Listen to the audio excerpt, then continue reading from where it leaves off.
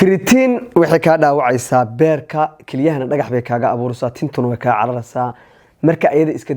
dhaaftidna meeshaadi hore baa ku laabanaysaa waag hore ajiim ka soo bilowday marka keritin side effect weyn bay leedahay dad baa jira Soomaaliya oo kiliyahoodii fariisteen keritin u cabeeyeen qofka Soomaaliga oo 8 litir oo biyo cabiyo waa kee marka keritin cabo ilaa keritin waxa laga rabaa inaad ka dib geysid 8 litir ugu yaraan biyo inaad cabtid baa la rabaa qofka cabiyo waa kee biyo Soomaali biyo ma cabaan be horta dhalinyarada Soomaaliya waxay ku baabeen mataqaana dadka caanka oo jimiisayaasha ama dadka hadii wax u sheegan wixii waxay iska dhaadhinayaan waa run war keritin waxa laga qaadaa dhagaxa kiliyaha gala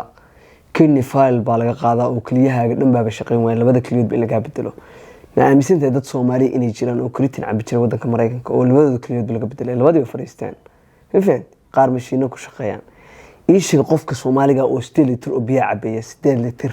keritin marka cabti waxa laga rabaa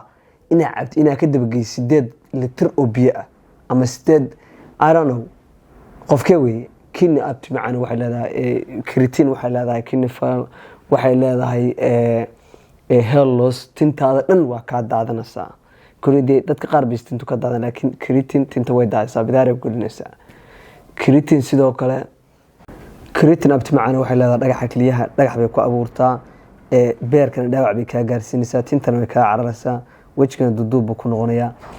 dibka ugu weyn oo keritin leedahayna waxa waaye keritin marka iska dhaaftid ka bacdi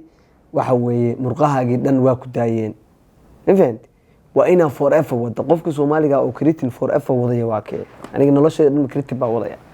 dilaar natural isku dhisa waxa cabtaan proteinka whey protein serious mass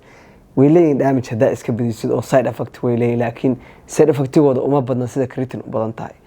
keritin steroid waxba kama dhacdo waxyaalo natural iska cun energy baa laga helaa biyo bay wax ku shubtaa murqaha marka biyo caadina iska cab energy-ga waxa ka heltaa kafeega iyo mooska baa ka heli kartaa ayaga iska cun laakiin dhalinyarada qaar baa ugu soo boodmay halkan culay jaahil baa keritin hada steroid waa aragtid steroid ma laakiin keritin waxa leedahay big side effect